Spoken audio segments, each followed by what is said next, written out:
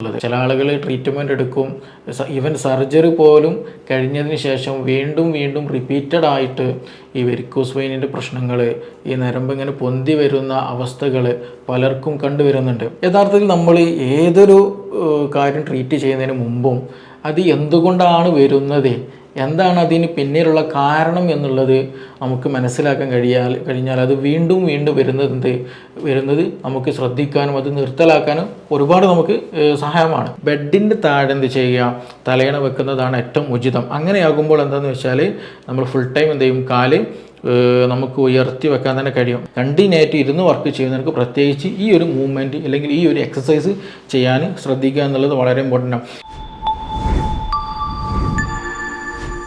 Hello everyone, ഞാൻ doctor Siraj, QNB hospital, Koduvally. നമുക്കൊക്കെ അറിയാം, വെരിക്കോസ് വെയിൻ എന്നുള്ളത് ഇന്ന് ഒരുപാട് പേര് പ്രയാസപ്പെടുന്ന കാര്യമാണ്. ഈ വെരിക്കോസ് വെയിൻ എന്നുള്ളത് ചില ആളുകൾ ട്രീറ്റ്മെൻറ്റ് എടുക്കും, ഈവൻ സർജറി പോലും കഴിഞ്ഞതിന് ശേഷം വീണ്ടും വീണ്ടും റിപ്പീറ്റഡ് ആയിട്ട് ഈ വെരിക്കോസ് വെയിനിൻ്റെ പ്രശ്നങ്ങൾ, ഈ നരമ്പ് ഇങ്ങനെ പൊന്തി വരുന്ന അവസ്ഥകൾ പലർക്കും കണ്ടുവരുന്നുണ്ട്. യഥാർത്ഥത്തിൽ നമ്മൾ ഏതൊരു കാര്യം ട്രീറ്റ് ചെയ്യുന്നതിന് മുമ്പും അത് എന്തുകൊണ്ടാണ് വരുന്നത്, എന്താണ് അതിന് പിന്നിലുള്ള കാരണം എന്നുള്ളത് നമുക്ക് മനസ്സിലാക്കാൻ കഴിഞ്ഞാൽ അത് വീണ്ടും വീണ്ടും വരുന്നത് നമുക്ക് ശ്രദ്ധിക്കാനും അത് നിർത്തലാക്കാനും ഒരുപാട് നമുക്ക് സഹായമാണ്. അപ്പോൾ അതുകൊണ്ട് തന്നെ ഈ വെരിക്കോസ് വെയിൻ എന്താണ്, അതെങ്ങനെയാണ് വരുന്നത്, അതെങ്ങനെ വരാണ്ടിരിക്കാൻ നമ്മൾ എന്തൊക്കെ ചെയ്യും, അതുപോലെ ആർക്കൊക്കെയാണ് ഇത് കൂടുതൽ വരുന്നത് തുടങ്ങിയ വിഷയങ്ങളാണ് ഇന്ന് നമ്മളിവിടെ ഡിസ്കസ് ചെയ്യാൻ ഉദ്ദേശിക്കുന്നത്. ഇപ്പോൾ നമുക്കൊക്കെ അറിയാം, ഈ വെരിക്കോസ് വെയിൻ എന്ന് പറഞ്ഞാൽ മോസ്റ്റ്ലി നമ്മുടെ കാൽമുട്ടിൻ്റെ താഴോട്ട്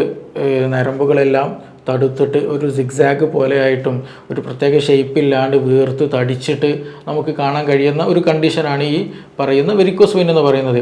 ചില ആളുകൾക്ക് അതൊരു നീലിച്ച പോലെ അല്ലെങ്കിൽ ഒരു പച്ച കളറും ഒരു പർപ്പിൾ കളറൊക്കെ ആയിട്ട് എന്ത് ചെയ്യും, അത് കാണാൻ കഴിയും. അതേപോലെ തന്നെ ചില ആളുകൾക്ക് അതിന് ബ്ലീഡിങ് വരാറുണ്ട്, അത് പിന്നീട് അൾസറായിട്ട് വരും, നല്ല വീക്കം വരും, നല്ല ചൊറിച്ചിലുണ്ടാകും, നല്ല ഇച്ചിങ് ഉണ്ടായിരിക്കും, അവിടുത്തെ കളറൊക്കെ മാറി സ്കിന്ന് തന്നെ കേടുവന്ന് പോകുന്ന അല്ലെങ്കിൽ സ്കിന്നിന് തന്നെ വലിയ മാറ്റം സംഭവിക്കുന്ന ബുദ്ധിമുട്ടുകൾ പോലും ഈ വെരിക്കോസ് വെയിൻ കാരണമായിട്ട് ഉണ്ടാകാറുണ്ട്. അപ്പോൾ എന്താണ് യഥാർത്ഥത്തിൽ വെരിക്കോസ് വെയിൻ? നമുക്കൊക്കെ അറിയാം, നമ്മുടെ ബ്ലഡ് പമ്പ് ചെയ്യുന്നത് ഹൃദയമാണ്. ഈ ഹൃദയം എന്ത് ചെയ്യും, മിടിക്കുന്ന സമയത്ത് ബ്ലഡ് ആർട്ടറികളിലൂടെ, അതായത് ധമനികളിലൂടെ അത് ശരീരത്തിൻ്റെ എല്ലാ ഭാഗങ്ങളിലേക്കും പമ്പ് ചെയ്യും, എത്തിപ്പെടും. പിന്നീട് അതേ ബ്ലഡ് എന്ത് ചെയ്യണം, റിട്ടേൺ പോകണം ഇവിടേക്ക്, ഹൃദയത്തിലേക്ക്. അപ്പോൾ യഥാർത്ഥത്തിൽ ബ്ലഡ് പോകുന്ന വഴിയും തിരിച്ച് റിട്ടേൺ വരുന്ന വഴിയും രണ്ട് റൂട്ടാണ്. ഒന്ന് ധമനികളിലൂടെ എന്ത് ചെയ്യും, ശരീരത്തിൻ്റെ എല്ലാ ഭാഗങ്ങളിലേക്കും ബ്ലഡ് എത്തും, തിരിച്ച് റിട്ടേൺ വരുന്നത് സിരകളിലൂടെയാണ്. നമ്മൾ മലയാളത്തിൽ അങ്ങനെയാണ് പറയാറുള്ളത്. അപ്പോൾ ഇത് രണ്ടിലുള്ള വ്യത്യാസം എന്താണെന്ന് വെച്ചാൽ, ഫോർ എക്സാമ്പിൾ ഞാൻ ചെറുതായിട്ട് പെട്ടെന്ന് സിമ്പിളായിട്ട് മനസ്സിലാക്കുന്ന രീതി പറഞ്ഞുതരാം. അതായത് നമ്മുടെ കാല് അല്ലേ, അതെപ്പോഴും താഴോട്ടാണല്ലേ. അപ്പോൾ താഴെ നിന്നുള്ള ബ്ലഡ് എന്ത് ചെയ്യണം, മുകളിലോട്ട് പോകണം. ഹൃദയം മുകളിലാണല്ലോ, അപ്പോൾ അത് മുകളിലോട്ട് പോകണം എന്നുണ്ടെങ്കിൽ വളരെ ബുദ്ധിമുട്ടാണ്. കാരണം ഗ്രാവിറ്റേഷണൽ ഫോഴ്സ് ഉണ്ട് താഴോട്ടപ്പോൾ, ഒരു ഗ്രാവിറ്റേഷണൽ ഫോഴ്സ് ഉള്ളത് കൊണ്ട് തന്നെ താഴെയുള്ള രക്തം എന്ത് ചെയ്യണം, ഹൃദയത്തിലേക്ക് പമ്പ് ചെയ്ത് എത്തണം എന്നുണ്ടെങ്കിൽ ഒരു എക്സ്റ്റേണൽ ഫോഴ്സ് അല്ലെങ്കിൽ കുറച്ചും കൂടി ഒരു എക്സ്ട്രാ വർക്ക് ഈ പറയുന്ന രക്തക്കുഴലുകളിൽ ഈ സിരകൾ എടുക്കേണ്ടി വരും. അപ്പോൾ അതുകൊണ്ട് തന്നെ ഈ സിരകളിൽ ഈ പറയുന്ന രക്തക്കുഴലുകളിൽ ചെറിയ വാൽവുകൾ എന്തുണ്ട്, അതിലുണ്ട്. ഈ വാൽവുകൾ പ്രസ് ചെയ്യുമ്പോൾ ആ വാൽവുകൾ മൂവ് ചെയ്യുന്നതിനനുസരിച്ചിട്ടാണ് നമ്മുടെ കാലിൻ്റെ ഉള്ളിലുള്ള അല്ലെങ്കിൽ കാലിൻ്റെ താഴെയുള്ള ആ ഭാഗങ്ങളിൽ കാണപ്പെടുന്ന സിരകളിൽ നിന്ന്, കുഴലുകളിൽ നിന്ന് ഈ വാൽവ് മുഴുവതിനനുസരിച്ചിട്ട് എന്ത് ചെയ്യും, രക്തം മുകളിലോട്ട് പോകും എന്നുള്ളതാണ്. അപ്പോൾ ഇതാണ് അതിൻ്റെ ഒരു സിസ്റ്റം എന്നുള്ള പറയുന്നത്. അപ്പോൾ കൂടുതലായിട്ട് നമ്മൾ നിന്ന് വർക്ക് ചെയ്യുക, നല്ല തടിയുള്ള ആളുകൾ, പ്രഗ്നൻസി കണ്ടീഷനുകൾ, പിന്നെ അതുപോലെ ഈ വർക്കിങ്ങിലാണ് ഇത് മെയിനായിട്ട് വരുന്നത്. അപ്പോൾ ഇങ്ങനെ ഉള്ള നിന്ന് വർക്ക് ചെയ്യുന്നതും ഇരിക്കാതെ നിന്ന് വർക്ക് ചെയ്യുന്ന ആളുകളുണ്ട്. അതായത് കണ്ടക്ടർ, അതുപോലെ ഡ്രൈവേഴ്സ് ഉണ്ട്, ഡ്രൈവ് ചെയ്യുന്നവർ, അവർക്ക് കൂടുതൽ പ്രഷർ കൊടുക്കുന്നതാണ് ആ കാലിലേക്ക്. അപ്പോൾ അതുകൊണ്ട് തന്നെ ഈ പ്രഷർ ഡാമേജ് ആക്കുന്നത് എവിടെയാണ്, ഈ പറയുന്ന വാൽവുലാർ ഫങ്ഷനാണ്. അതായത് ഈ സിരകളിൽ സിരകളിൽ ഉണ്ടാകുന്ന വാൽവുകളുണ്ടല്ലോ, ആ വാൽവിന് എന്ത് ചെയ്യും, അതിന് ഡാമേജ് വരും, അതിന് ജാമിങ് വരും, അത് ശരിക്കും എന്ത് ചെയ്യില്ല, പ്രോപ്പറായിട്ട് ഫങ്ഷൻ ചെയ്യില്ല. അങ്ങനെ വരുമ്പോൾ സ്വാഭാവികമായിട്ടും എന്ത് ചെയ്യും, ബ്ലഡ് ഒരു കംപ്ലീറ്റ്ലി എന്തെയില്ല ഹൃദയത്തിലേക്ക് പോകില്ല. അത് മെല്ലെ മെല്ലെ ഈ വാൽവിൻ്റെ സൈഡുകളിലായിട്ടും മെല്ലെ മെല്ലെ താഴോട്ട് തൂങ്ങി നിൽക്കും. വാൽവ് അതേപോലെ വീക്കായിട്ട് വരും, അതേപോലെ ഇത് ബൾജായിട്ട് വരും. അതിങ്ങനെ വീർത്തിട്ട് അതിങ്ങനെ സിഗ്സാഗ് ഒരു പ്രത്യേക ഷേപ്പില്ലാണ്ട് രൂപത്തിൽ ഒരു സിഗ്സാഗ് നാച്ചുറലൊക്കെ ആയിട്ട് അങ്ങോട്ടും ഇങ്ങോട്ടും വളഞ്ഞ് പൊളഞ്ഞിട്ടൊക്കെ എന്ത് ചെയ്യും, നമുക്ക് ഞരമ്പുകൾ കാണാൻ കഴിയും. അത് പിന്നീട് എന്ത് ചെയ്യും, എക്സ്ട്രീമിലേക്ക് പോകുമ്പോൾ ഈ നീർക്കെട്ട് വരാൻ തുടങ്ങും. കാരണം എന്ത് ചെയ്യുന്ന ഈ ബ്ലഡ്, ഈ രക്തം എന്ത് ചെയ്യാവുന്നില്ല, തിരിച്ച് ഹൃദയത്തിലോട്ട് പോകുന്നില്ല, അവിടെ കാലിൻ്റെ താഴ്ഭാഗത്ത് കെട്ടിക്കിടക്കുന്നതാണ്. അത് പിന്നീട് എന്ത് ചെയ്യും, വീക്കം വരാൻ തുടങ്ങും, എഡിമയുണ്ടാകും. പിന്നെ അത് നല്ല ചൊറി ഉണ്ടാകും. പിന്നീട് അത് പൊട്ടി മുറിവായി ബ്ലീഡിങ് ഉണ്ടാവും. അപ്പോൾ അതാണ് പിന്നീട് എക്സ്ട്രീം ലെവലിലേക്ക് പോയാൽ ഉണ്ടാകുന്ന ബുദ്ധിമുട്ട്. അപ്പോൾ ഇങ്ങനെയാണ് യഥാർത്ഥത്തിൽ ഈ പറയുന്ന വെരിക്കോസ് വെയിൻ ഉണ്ടാകുന്നത്, വെരിക്കോസ് അൾസർ വരെ ഉണ്ടാകുന്നത് ഈ ഒരു റൂട്ടിലൂടെയാണ്. അപ്പോൾ ഇത് എങ്ങനെ ഇല്ലാണ്ടാക്കാൻ കഴിയും എന്നുള്ളതാണ് നമ്മൾ അടുത്ത് നോക്കേണ്ടത്. ഇത് കോമൺ ആയിട്ട് ഉണ്ടാകില്ല. ഞാൻ നേരത്തെ പറഞ്ഞിട്ടുണ്ട്, പ്രഗ്നൻസി കണ്ടീഷനിൽ ഉണ്ടാകും. സ്ത്രീകൾ എന്ത് ചെയ്യും, പ്രഗ്നൻസി കണ്ടീഷനിൽ എന്താ വയറ്, യൂട്രസ്, ബേബി എന്ത് ചെയ്യും, നല്ല സൈസിൽ വരുന്ന സമയത്ത് ശരിക്ക് താഴെ നിന്നുള്ള, അതായത് കാലിൻ്റെ ഭാഗത്തു നിന്നുള്ള ബ്ലഡ് ശരിയായ രൂപത്തിൽ മുകളിലോട്ട് പോകില്ല. ഒരു പ്രഷർ എപ്പോഴും താഴോട്ടുണ്ടാകും. അപ്പോൾ അത് പിന്നീട് എന്ത് ചെയ്യും, ഈ പറഞ്ഞതുപോലെ വെരിക്കോസ് വെയിൻ ഉണ്ടാകും. അത് മിക്ക ആളുകൾക്കും പലരിലും എന്ത് ചെയ്യാറുണ്ട്, ഈ പ്രഗ്നൻസി കഴിഞ്ഞാൽ തന്നെ നോർമലായിട്ട് പോവാറുണ്ട്, ഇഷ്യൂ ആകാറില്ല. അതേപോലെ ഒബസിറ്റി, നല്ല പൊണ്ണത്തടിയുള്ള ആളുകൾക്ക് ഇതുപോലെയുള്ള ഈ ബുദ്ധിമുട്ടുണ്ടാകാറുണ്ട്. അതേപോലെ കൂടുതലായിട്ട് ഈ സ്ട്രെയിൻ ചെയ്തെടുക്കുന്നവർ, തൊഴിലാളികളുണ്ടല്ലോ, നിന്നിട്ട് എപ്പോഴും കണ്ടിന്യൂട്ട് നിന്നിട്ട് വർക്ക് ചെയ്യുമ്പോഴാണ് ഈ പ്രശ്നം എപ്പോഴും ഉണ്ടാകുക. അതുകൊണ്ടാണ് ഇത് ഏറ്റവും കൂടുതൽ ഇഷ്യൂസ് ഉണ്ടാകുന്നത് ഫീമെയിൽസിലാണ് ഇപ്പോൾ കാണുന്നത്. കൂടുതലായിട്ട് വർക്ക് ചെയ്യുന്നില്ല, കൂടുതൽ മറ്റു പ്രശ്നങ്ങളൊന്നുമില്ല, പക്ഷേ എന്തുണ്ടാവും, വെരിക്കോസ് വെയിൻ്റെ പ്രശ്നം പല ആളുകളും ഉണ്ടാവും. അതെന്താണെന്ന് വെച്ചിട്ടുണ്ടെങ്കിൽ നമ്മുടെ ലൈഫ് സ്റ്റൈൽ തന്നെ മാറി എന്നുള്ളത് കൊണ്ടാണ്, അല്ലേ? പണ്ടുകാലം നമ്മൾ പലയിട്ടിട്ടായിരുന്നു ഇരുന്നത്, അതേപോലെ തന്നെ ഭക്ഷണം കഴിച്ചിരുന്നത് നിലത്തിരുന്നിട്ടായിരുന്നു, പാത്രം കഴുകിയത് നിലത്ത് ഇരുന്നിട്ടായിരുന്നു, ഭക്ഷണം ഉണ്ടാക്കിയത്. ഇന്ന് ഇങ്ങനെയാണ്, ഗ്യാസാണ്, നിന്നിട്ടാണ്. അതേപോലെ പുകയില്ലാത്ത അടുപ്പുകൾ, അതും നിന്നിട്ടാണ് ഇന്നുള്ളത്. പണ്ടങ്ങനെയല്ല, നമ്മുടെ വീടുകളിൽ നിലത്ത് പലയിട്ട് ഇരുന്നിട്ടാണ് വർക്കുകൾ ചെയ്തിരുന്നല്ല. പച്ചക്കറി ഇരുന്നതും മീൻ മുറിക്കുന്നതും അങ്ങനെ വീട്ടിലുള്ള എല്ലാ വർക്കുകളും എങ്ങനെയായിരുന്നു, ഇരുന്നിട്ടായിരുന്നു. നന്നായിട്ട് ശരീരം മടങ്ങിയിട്ടുള്ള ഇരുത്തവും നൃത്തവും ഒക്കെ ആയിരുന്നു അന്ന് നമുക്കുണ്ടായിരുന്നത്. ഇന്ന് അങ്ങനെയല്ല. ഇന്ന് നമ്മുടെ എല്ലാ തുടക്കുന്നതാകട്ടെ എങ്ങനെയാണ് മാറിയിട്ടുണ്ട്, അല്ലേ? മോപ്പ് വെച്ചുള്ള തുടക്കുന്ന സിസ്റ്റമായി. പണ്ടങ്ങനെ ആയിരുന്നില്ല, നിലർത്തി ഇരുന്നിട്ട് അല്ലെങ്കിൽ ആ ഒരു രീതിയിലൊക്കെ ആയിരുന്നു ചെയ്തിട്ടുണ്ടായിരുന്നത്. അപ്പോൾ നമ്മുടെ സ്ത്രീകൾ, വീട്ടിലുള്ള സ്ത്രീകളുടെ മിക്ക പ്രവർത്തികളും ഇന്ന് നിന്നിട്ടുള്ളതായി മാറിയത് കൊണ്ട് തന്നെ ഈ പറയുന്ന നമ്മുടെ കാലിനും അത് പ്രശ്നമാണ്. അതേപോലെ സർക്കുലേഷന്, കാലിലുള്ള സർക്കുലേഷനും അത് ബാധിക്കും. അതുകൊണ്ടാണ് ഗ്രാജ്വലി എന്ത് ചെയ്യും, ചെറിയ തടിപ്പുകളായിട്ട് വരും. അന്നൊന്നും നമ്മൾ കാര്യമാക്കില്ല, കാരണം നമുക്ക് വലിയ ബുദ്ധിമുട്ടുണ്ടാവില്ല, വലിയ പ്രശ്നങ്ങളൊന്നും ഉണ്ടാവില്ല. അപ്പോൾ നമ്മളത് ശ്രദ്ധിക്കാണ്ട് വീണ്ടും എന്ത് ചെയ്യും, അതേ ജോലികളിൽ ഏർപ്പെടും, അതേ ലൈഫ് സ്റ്റൈൽ നമ്മൾ ഫോളോ ചെയ്യും. പിന്നീട് അത് ഗ്രാജ്വലി വീണ്ടും മെല്ലെ ഈ വീക്കം കൂടി വരും, മെല്ലെ നീർക്കെട്ട് വരും, ചൊറി വരാൻ തുടങ്ങും, ബ്ലീഡിങ് വരെ ഉണ്ടാകും, അൾസറായിട്ട് വരെ മാറും ചെയ്യും. അതിന് കൂടെ തന്നെ ഡയബറ്റിക് ഉള്ളവർക്ക്, ഷുഗർ ഉള്ളവർക്ക് ഇത് പെട്ടെന്ന് തന്നെ വരാനുള്ള സാധ്യത വളരെ കൂടുതലാണ്. പെട്ടെന്ന് സിവിയാരിറ്റിയിലേക്ക് നീങ്ങുകയും ചെയ്യും. കൂടുതലായിട്ട് ഷുഗർ ഉള്ളവരുണ്ടെങ്കിൽ അത് പ്രത്യേകം ശ്രദ്ധിക്കേണ്ടതാണ്. അപ്പോൾ അതുകൊണ്ട് തന്നെ ഇതെല്ലാമാണ് ഇതിൻ്റെ പ്രധാനമായിട്ടുള്ള കാരണങ്ങൾ എന്ന് പറയുന്നത്. ഈ പറയുന്ന കണ്ടിന്യൂ ആയിട്ട് നിന്ന് ജോലി ചെയ്യുക എന്നുള്ളതാണ്. കണ്ടിന്യൂ ആയിട്ട് നമ്മുടെ കാലിന് പ്രഷർ കൊടുക്കുക എന്നുള്ളതാണ്.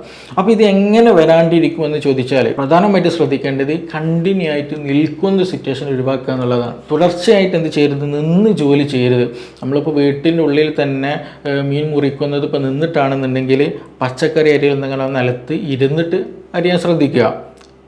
അപ്പോൾ അങ്ങനെ കണ്ടിന്യൂ ആയിട്ട് എന്ത് ചെയ്യരുത്, ഒരേ നൃത്തം നിന്ന് പോകരുത്. അത് നമ്മൾ എല്ലാ ജോലി എടുക്കുന്നവർ നിന്നിട്ട് ഏതൊക്കെ ജോലി ചെയ്യുന്നുണ്ടോ അവരെല്ലാവരും ശ്രദ്ധിക്കേണ്ട കാര്യമാണ്. കണ്ടിന്യൂ ആയിട്ട് എന്ത് ചെയ്ത് നിൽക്കരുത്. ഇടയ്ക്കെല്ലാം നമ്മുടെ കാലിന് റിലാക്സേഷനും ഒരു മൂവ്മെൻറ്റും കാര്യങ്ങൾ വരുത്തണം. ഇല്ലെങ്കിൽ ഈ പറയുന്ന മുട്ടുവേദന വരും, തേയ്മാനം ഉണ്ടാകും, ഈ വെരിക്കോസ് അൾസർ, വെയിൻ, ഇതിൻ്റെയൊക്കെ എല്ലാ പ്രശ്നങ്ങളും ഉണ്ടാകാൻ സാധ്യത ഈ ഒരു സെഡൻറ്ററി ലൈഫാണ്. ശരിക്കും കാല് അനക്കുന്നില്ല, മടക്കുന്നില്ല, മൂവ് ചെയ്യുന്നില്ല, റെസ്റ്റ് കൊടുക്കുന്നില്ല എന്നുള്ളതാണ്. അപ്പോൾ അതുകൊണ്ട് തന്നെ കണ്ടിന്യൂ ആയിട്ട് നിൽക്കുന്ന അല്ലെങ്കിൽ ആ ഒരു സിറ്റുവേഷൻ എന്ത് ചെയ്യണം, നമ്മൾ ഒഴിവാക്കണം. അതേപോലെ എന്തെങ്കിലും വെയിറ്റ് എടുക്കുന്ന, കൂടുതലായിട്ട് വെയിറ്റ് എടുക്കുന്ന ജോലി എന്തെങ്കിലും ഉണ്ടെങ്കിൽ അതും എന്ത് ചെയ്യണം, നമ്മൾ ഒഴിവാക്കേണ്ടതാണ്. അപ്പോൾ ഈ ലൈഫ് സ്റ്റൈൽ നമ്മൾ മാറ്റം നമുക്ക് എത്രത്തോളം വരുത്താൻ കഴിയുന്നോ അത്രത്തോളം നമുക്ക് എന്ത് ചെയ്യാൻ കഴിയും, ഇത് ശ്രദ്ധിക്കാൻ കഴിയും. അതേപോലെ ഇനി അഥവാ ഇത് ആർക്കെങ്കിലും വരുന്നുണ്ടെങ്കിൽ, അല്ലെങ്കിൽ ഇത് ചെറിയ അടയാളം നമ്മുടെ കാലിൻ്റെ ഭാഗത്തൊക്കെ, കാൽപാദത്തിൻ്റെ ഭാഗത്തൊക്കെ ആയിട്ട് എന്തൊരു ചെറിയ ചെറിയ ഞരമ്പുകൾ ഇങ്ങനെ പൊന്തി പൊന്തി വരുന്നത് കാണാൻ കഴിയും. അങ്ങനെയുള്ളവരൊക്കെ ഉണ്ട് എന്നുണ്ടെങ്കിൽ അതൊരു സിവിയാരിറ്റിയിലേക്ക് എത്താതെ തന്നെ എന്ത് ചെയ്യാം, ചെറിയ രൂപത്തിൽ എക്സസൈസ് ചെയ്തിട്ടൊക്കെ മാറ്റം വരുത്തേണ്ടതാണ്. പിന്നെ ഇതിൽ ട്രീറ്റ്മെൻറ്റ് വളരെ ഇമ്പോർട്ടൻ്റ് ആയിട്ടുള്ള കാര്യമാണ്. കാരണം പല ആളുകളും ട്രീറ്റ്മെൻറ്റ് ചെയ്തിട്ടും വീണ്ടും വീണ്ടും വരുന്ന ഒരു അവസ്ഥയുണ്ട്. ഈവൻ സർജറി പോലും ചെയ്തിട്ടും. അതെന്തുകൊണ്ടാണ് അങ്ങനെ വരുന്നതെന്ന് ചോദിച്ചിട്ടുണ്ടെങ്കിൽ മറ്റൊന്നുമല്ല, നേരത്തെ പറഞ്ഞതുപോലെ നമ്മുടെ ലൈഫ് സ്റ്റൈൽ മാറ്റണം. ട്രീറ്റ്മെൻറ്റ് കഴിഞ്ഞാൽ, സർജറി കഴിഞ്ഞ് എന്ത് ചെയ്യണം, നമ്മുടെ ലൈഫ് സ്റ്റൈൽ ഒരുപാട് നേരമായിട്ടുള്ള നൃത്തങ്ങൾ ഉണ്ടെങ്കിൽ എന്ത് ചെയ്യണം, അത് ഒഴിവാക്കണം. ഈവൻ നമ്മൾ ചെയറിൽ ഇരിക്കുമ്പോൾ പോലും, ഇപ്പോൾ കസേരയിൽ ഇരിക്കുമ്പോൾ പോലും നമ്മുടെ കാൽമുട്ടിൻ്റെ താഴ്ഭാഗം എങ്ങനെയാണ്, നിവർന്നിട്ടല്ലേ അല്ലേ?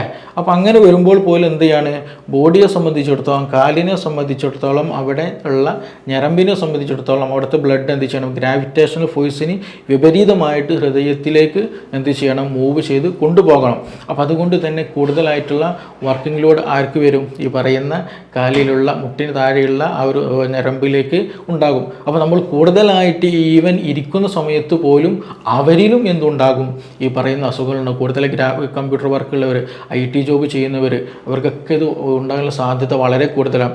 അവർ എന്ത് ചെയ്യണമെന്ന് വെച്ചിട്ടുണ്ടെങ്കിൽ, നമ്മൾ ഇരുന്ന് വർക്ക് ചെയ്യുമ്പോൾ വലത്തെ കാലം എന്ത് ചെയ്യുക, നമ്മൾ ഇരിക്കുന്ന ചെയറിലേക്ക് കയറ്റി വെക്കുക. നമ്മൾ ചമ്രം പടഞ്ഞിരിക്കുന്ന ഒരു സ്റ്റൈലുണ്ടല്ലോ, എന്നതുപോലെ ഒരു കാല് കയറ്റി വെക്കുക. പിന്നെ അത് കഴിഞ്ഞതിന് ശേഷം ഒരു നിശ്ചിത സമയം കഴിഞ്ഞാൽ അടുത്ത കാലം എന്ത് ചെയ്യുക, മുകളിലിട്ട് കയറ്റി വെക്കാം. മറ്റേത് നോർമൽ സാധാ പോലെ വെക്കാം. അങ്ങനെ കണ്ടിന്യൂ ആയിട്ട് ഏതെങ്കിലും ഒരു കാല് താഴ്ത്തിയിട്ടും മടക്കിയിട്ടൊക്കെ ആയിട്ട് ഇരിക്കാൻ ശ്രദ്ധിക്കണം. ഞാൻ നേരത്തെ പറഞ്ഞതുപോലെ കണ്ടിന്യൂ ആയിട്ട് എന്ത് ചെയ്യരുത്, കാലിങ്ങനെ താഴോട്ട് ഇറക്കി വെക്കരുത്. അത് നേരത്തെ പറഞ്ഞതുപോലെ ഗ്രാജ്വലി എന്ത് ചെയ്യും, പെട്ടെന്നല്ലത് ഉണ്ടാവുക. ഗ്രാജ്വലി മെല്ലെ മെല്ലെ പതിയെ ഇത് നമ്മുടെ ഈ ഞരമ്പുകളെ വീക്കാക്കി കൊണ്ടുവരും. ഈ സിരകൾ എന്ത് ചെയ്യും, ഈ വാൽവുകളെ വീക്കാക്കി കൊണ്ടുവരികയാണ് ചെയ്യുന്നത്. പിന്നെ മറ്റൊന്ന് ചെയ്യണമെങ്കിൽ നമ്മൾ എക്സസൈസ് ചെയ്യാൻ ശ്രദ്ധിക്കണം.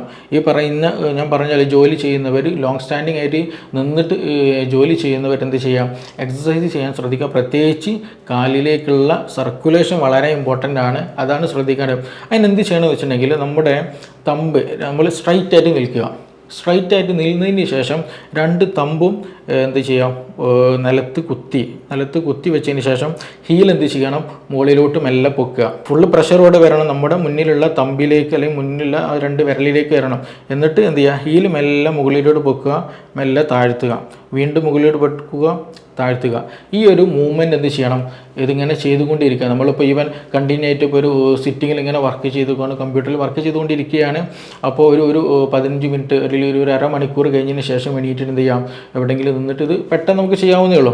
അങ്ങനെ ചെയ്യുമ്പോൾ എന്ത് ബെനിഫിറ്റ് എന്താണെന്ന് വെച്ചിട്ടുണ്ടെങ്കിൽ നമ്മുടെ ആ ഭാഗത്തുള്ള കാഫ് മസിൽസിന് നല്ല സപ്പോർട്ട് ഉണ്ടാവും. അപ്പോൾ ഈ കാഫ് മസിൽ നല്ലോണം സ്ട്രോങ് ആയിട്ട് മൂവ് ചെയ്യും. നല്ല കൺസ്ട്രക്ഷനും റിലാക്സേഷനും നടക്കുമ്പോൾ ഈ പറയുന്നത് പോലെ അവിടുത്തെ ബ്ലഡ് എന്ത് ചെയ്യും, മുകളിലോട്ട് പമ്പ് ചെയ്യാൻ അത് ഒരുപാട് ഹെൽപ്ഫുള്ളാണ്.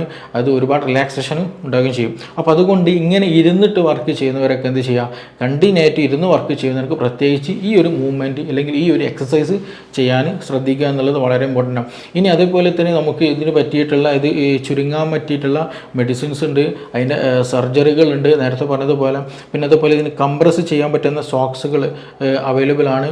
പിന്നെ അതുപോലെ ബാൻഡേജുകളുണ്ട്. ഇത് എങ്ങനെ ഇത് കുറക്കാൻ പറ്റിയിട്ടുള്ള അതിൻ്റെ പ്രശ്നങ്ങൾ കുറക്കാൻ പറ്റില്ല. ചില ആളുകൾ ഞാൻ നേരത്തെ പറഞ്ഞു നല്ല പെയിൻ ഉണ്ടായിരിക്കും, ഭയങ്കര കടയുന്ന പെയിൻ എന്നാണ് പേഷ്യൻസ് പറയുന്നത്, അല്ലെങ്കിൽ ഭയങ്കര കടച്ചിലാണെന്ന് പറയാറ് അവർ.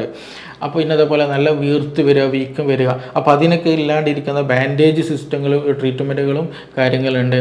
അതേപോലെ തന്നെ നമ്മൾ കിടക്കുന്ന സമയത്ത് പോലും എന്ത് ചെയ്യണം, കാൽ ഉയർത്തി വെക്കാനൊന്ന് ശ്രദ്ധിക്കണം. പ്രത്യേകിച്ച് ഈ ഇങ്ങനെയുള്ള കേസുകൾ കൂടിയിട്ട് വീക്കം ഒക്കെ വന്നിട്ടുള്ള അല്ലെങ്കിൽ നീർക്കെട്ട് വരുന്ന പേഷ്യൻസാണ് കൂടുതലായിട്ട് ഈ വിഷയത്തിൽ ശ്രദ്ധിക്കേണ്ടത്. അത് നമ്മൾ ചില ആളുകൾ ചില പേഷ്യൻസ് എന്ത് ചെയ്യും, കിടക്കുന്ന സമയത്ത് കാലിൻ്റെ താഴെ തലയണ വെക്കുന്ന ഒരു പതിവുണ്ട്. അതിനേക്കാൾ ഏറ്റവും ബെറ്റർ ഓപ്ഷൻ എന്ന് പറയുന്നത് നമ്മൾ കിടക്കുന്ന ബെഡിൻ്റെ താഴെ എന്ത് ചെയ്യുക, തലയണ വെക്കുന്നതാണ് ഏറ്റവും ഉചിതം. അങ്ങനെയാകുമ്പോൾ എന്താണെന്ന് വെച്ചാൽ നമ്മൾ ഫുൾ ടൈം എന്ത് ചെയ്യും, കാല് നമുക്ക് ഉയർത്തി വെക്കാൻ തന്നെ കഴിയും. മറ്റേത് നമ്മൾ കിടക്കുന്ന സമയത്ത് മാത്രമേ തലയണ എന്തുണ്ടാവുള്ളൂ, നമ്മൾ കാലിൻ്റെ താഴെ ഉണ്ടാവുകയുള്ളൂ. പിന്നീട് അത് നമ്മൾ ഉറക്കത്തിലായി പോയാൽ തലയണ ഒരു സൈഡിലും കാലൊരു ഭാഗത്തുമായിട്ടുണ്ടാവില്ല. അപ്പോൾ അതില്ലാണ്ടിരിക്കാൻ ഏറ്റവും ബെറ്റർ ഓപ്ഷൻ കാൽ ഉയർത്തി വെക്കുന്നതിന് സമയത്ത് എന്ത് ചെയ്യുക, കിടക്കുന്ന സമയത്ത് ഈ ബെഡിന് താഴെ തലയണ വെച്ചാൽ അത് ഒന്നുകൂടെ ഹെൽപ്ഫുള്ളാണ്. അപ്പോൾ ഇതെല്ലാമാണ് നമ്മൾ പ്രധാനമായിട്ട് ശ്രദ്ധിക്കേണ്ടത്. പിന്നെ അതുപോലെ ചില കണ്ടീഷൻസ് ഞാൻ നേരത്തെ പറഞ്ഞിട്ടുണ്ട്, ഇത് എക്സ്ട്രീമിലേക്ക് പോയാൽ വെരിക്കോസ് അൾസർ ഉണ്ടാകും. അവിടുന്ന് ഈ പറയുന്ന പോലെ വീക്കം വന്നിട്ട് അത് പൊട്ടി ഒലിച്ചിട്ട് മുറിവായിട്ട്, നേരത്തെ പറഞ്ഞു ഇത് സർക്കുലേഷനെ ബാധിക്കുന്ന ഇഷ്യൂ ആണ്. അപ്പോൾ അതുകൊണ്ട് ശരിക്കും ഹീലിംഗ് പ്രോസസ്സ് നടക്കില്ല, പെട്ടെന്ന് ഉണങ്ങിയില്ല. ചില ആളുകൾ ഡയബറ്റിക് പോലും ഉണ്ടെങ്കിൽ, ഡയബറ്റിക് പോലെയുള്ള പ്രശ്നങ്ങൾ ഉണ്ടെങ്കിൽ, ഷുഗർ ഉണ്ടെങ്കിൽ ഇത് ഉണങ്ങാൻ വളരെ പ്രയാസമാണ്. അപ്പോൾ അതുകൊണ്ട് തന്നെ അങ്ങനെയുള്ളവർക്ക് പ്രത്യേകമായിട്ടുള്ള ട്രീറ്റ്മെൻറ്റുകളുണ്ട്.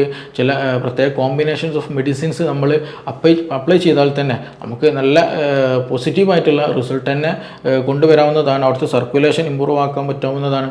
അതേപോലെ അവിടുത്തെ സ്കിന്നുകൾ, അവിടുത്തെ സ്കിന്ന് പല ആളുകൾക്കും ഉണ്ടാവും നല്ല ഡ്രൈ ആയിട്ട് നല്ല ഒരു കറുത്ത് ഡോട്ട് ആയിട്ടുള്ള ഉണ്ടാവും. ചില ആളുകൾക്ക് നല്ല കറുപ്പ് തന്നെ ഉണ്ടാകും. കാലിൻ്റെ മുകളിലോട്ട് പ്രശ്നം ഉണ്ടാവില്ല, പക്ഷേ ആംഗിള് ആ ഭാഗത്ത് കാൽപാദം ആ സൈഡിലൊക്കെ എന്തുണ്ടാവും, ഇതേയുള്ള പ്രശ്നങ്ങളുണ്ടാകും. അതെന്താണെന്ന് വെച്ചിട്ടുണ്ടെങ്കിൽ ഈ സർക്കുലേഷൻ അവിടുത്തെ കാപ്പില്ലറി ചെറിയ ഞരമ്പുകൾ, രക്തം പോകുന്ന കുഴലുകൾ ഉണ്ടാവും, അതൊക്കെ ഡാമേജ്ഡ് ആയിട്ടാണ് അങ്ങനെ ഉണ്ടാകുന്നത്. അപ്പോൾ അതൊക്കെ നോർമലാക്കാൻ പറ്റാവുന്നതാണ്. ഇതൊരു സിവിയർ ബുദ്ധിമുട്ടല്ല, അല്ലെങ്കിൽ ഇത് മാറാത്തൊരു അസുഖമല്ല. ഇത് നമുക്ക് നല്ല രീതിയിൽ ട്രീറ്റ് ചെയ്താൽ പെട്ടെന്ന് മാറ്റാവുന്നതാണ്. അതേപോലെ തന്നെ നമ്മളെല്ലാവരും നമ്മുടെ ജീവിതത്തിൽ, നമ്മുടെ ലൈഫ് സ്റ്റൈലിൽ ഈ പറയുന്ന കാര്യങ്ങൾ ശ്രദ്ധിക്കണം. ലോങ് സ്റ്റാൻഡിങ് നിൽക്കുന്നതും, പിന്നെ അതുപോലെ തന്നെ ഈ ജോലികളുടെ ഇടവേളകളിൽ പ്രത്യേകം കാലുകൾ പരിഗണിച്ചുകൊണ്ട് റെസ്റ്റ് കൊടുക്കുന്ന ഒരു സംവിധാനമൊക്കെ നമ്മൾ സെൽഫായിട്ട് തന്നെ കാണണം. അത് നമ്മുടെ ജോലിയെ ബാധിക്കാനും പാടില്ല, അതേപോലെ നമ്മുടെ ആരോഗ്യത്തിന് പ്രതികൂലമാകാൻ പാടില്ല. ആ രീതിയിൽ ഒരു നല്ല പോസിറ്റീവായിട്ട് തന്നെ നമുക്ക് വർക്ക് ചെയ്യാനും കഴിയണം. അങ്ങനെ കഴിഞ്ഞാൽ നമുക്ക് ഒരു പ്രശ്നമില്ലാത്ത രീതിയിൽ, അല്ലെങ്കിൽ ഭാവിയിലേക്ക് ഒരു വലിയൊരു ബുദ്ധിമുട്ടില്ലാത്ത രീതിയിൽ തന്നെ നമുക്ക് പെട്ടെന്ന് ട്രീറ്റ് ചെയ്യാവുന്നതാണ്, അത് പെട്ടെന്ന് മാനേജ് ചെയ്യാവുന്നതാണ്. അപ്പോൾ അതുകൊണ്ട് ഇനി ഇതിൽ എന്തെങ്കിലും സംശയങ്ങൾ, എന്തെങ്കിലും ക്ലാരിഫൈ ചെയ്യാനുണ്ടെങ്കിൽ തീർച്ചയായിട്ടും നിങ്ങൾക്കിതിൽ ബന്ധപ്പെടാവുന്നതാണ്. ഓക്കെ, തീർച്ചയായും നമുക്കിനി മറ്റൊരു വിഷയവുമായിട്ട് വേറൊരു സമയത്ത് കണ്ടുമുട്ടാം.